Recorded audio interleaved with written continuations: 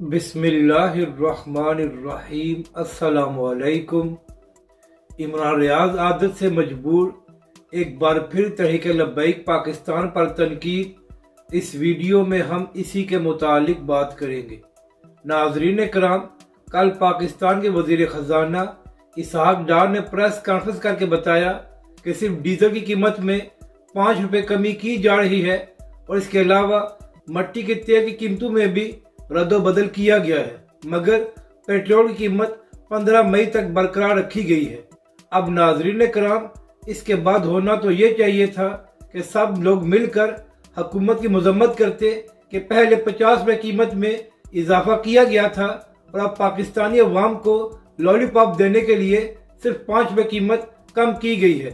مگر ناظرین کرام، آج کل چونکہ عمران ریاض خان صاحب تحریک لبیک پاکستان اور علامہ سعد حسین رضوی کے بغض میں مبتلا ہیں، تو انہوں نے اس کے بعد تحریک لبیک پاکستان پر ہی تنقید کی۔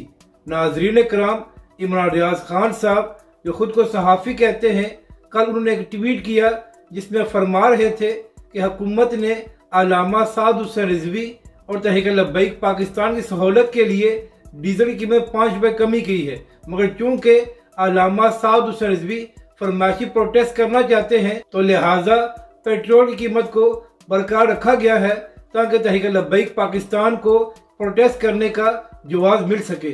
تو ناظرین کرام، آپ یہاں سے اندازہ لگا لیں کہ یہ لوگ تحریک لبیک پاکستان کے بغض میں کس قدر گر چکے ہیں۔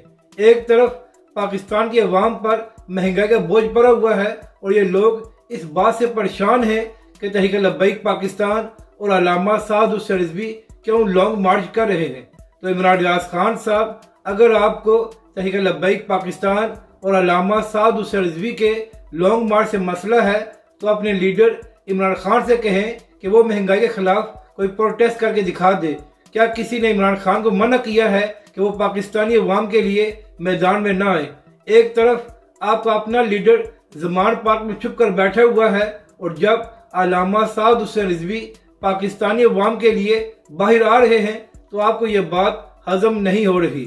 اپنی رائے کا ضرور اظہار کریں کہ آپ کو یہ ویڈیو کیسی لگی اور ہمارے اس چینل کو بھی سبسکرائب کریں۔